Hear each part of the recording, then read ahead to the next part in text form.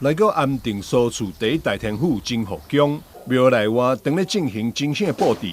而正殿除了真福宫5尊王爷以外，外围两边的暗道，顶面还有来自北中南12间宫庙神尊。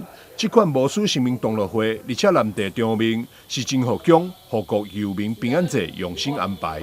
咱特别选12星有历史性的，以神通广大伫台湾有知名度的，这较会当吸引这现场来参拜。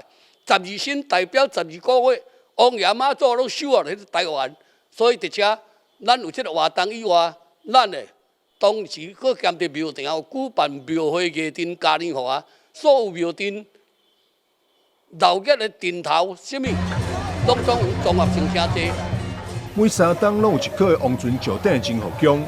主委陈迎春表示，这次举办护国佑民平安节缘由，是因为王爷有感台湾政治恶斗，还有美国对顶关税等，内内外外拢有渐渐挑战，因此降至只是举办护国佑民平安节。农历4月26是本宫5000岁圣诞千秋，当时要来举办这个圣诞千秋，甲王爷公祝贺的时阵，王爷公有指示爱扩大举办，然后原因就是因为目前咱台湾有3大乱源，一就是这台海危机，二就是台湾的政治恶斗，三是川普的这个关税的乱源。因啊，讲川普讲这句话，全世界三帮第二。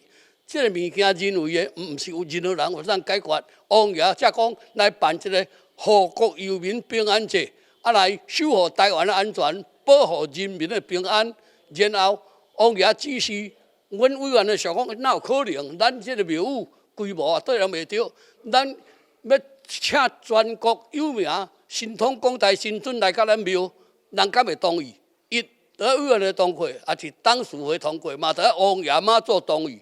结局，咱伫这农历3月时阵，全台封宫，不但委员会、董事会，大家拢同意，认为这真有意义的活动，连新民都做欢喜。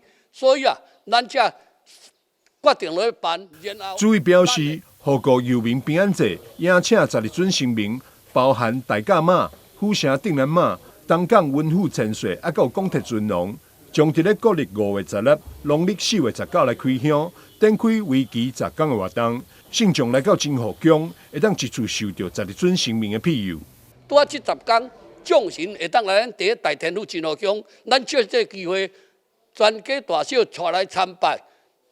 如果若家庭来参拜，嘛当比如讲咱家庭幸福、家庭美满、合家平安、事事无灾、百节有庆、平安大发财。配合平安节，真福宫嘛有邀请明华园甲布袋戏团来演出。还有歌唱比赛、夜店表演、摸彩活动等等，上大奖将送出7万块机车。当头戏是护国佑民大发挥，将会为民众祝福消灾。但是新闻张秀维采访报道。